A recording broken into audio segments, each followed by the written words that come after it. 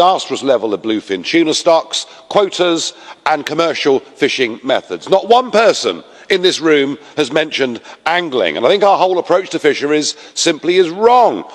We have a quota system for most of our species, which of course in mixed fisheries has meant decades of discards on a truly horrendous scale.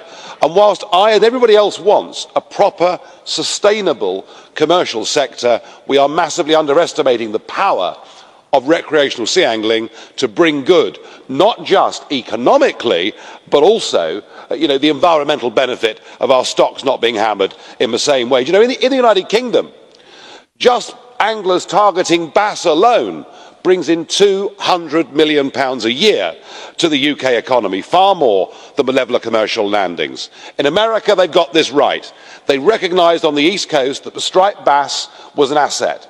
After a complete moratorium, they now regard that stock as primarily an angling resource, which has led to a massive boom in jobs and boat building and really all those East Coast coastal communities benefiting massively.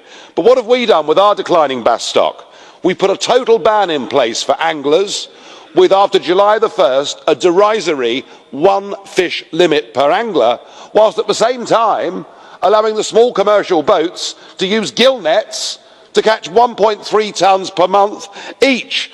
What we've done is wholly disproportionate, and frankly we're punishing anglers who didn't cause the problem. And we did it, Commissioner, through a regulation that you, a Maltese bureaucrat, proposed, that was nodded through the Council of Ministers, that was not debated in the European Parliament Fisheries Committee, not debated or voted on here, certainly not debated on in the British Parliament, and that will turn now ordinary people into criminals if they pursue their Magna Carta rights. And I hope that all 800,000 UK sea anglers say damn the European Commission and vote for us to get back control and management of our own waters. Policy went through a major reform recently, hailed even by Greenpeace as a good reform. At that time, you were a member of the Fisheries Committee of this Parliament, and you attended, I believe, in 2.5 years, just 1 or 2 meetings, at a time when all these issues were at stake, where major battles were going on.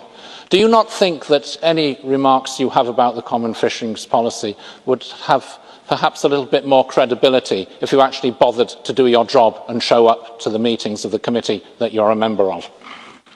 Well, nice try, Mr Corbett, but clearly you weren't listening, old son, were you? If I'd attended every single Fisheries Committee meeting for all the years I've been in this Parliament, I'm not a member anymore, but even if I had, there's nothing I could have done to help up to 800,000 people from our country who go out and target bass for their leisure activity. They provide jobs in coastal communities. They provide jobs in tackle shops and tackle manufacture.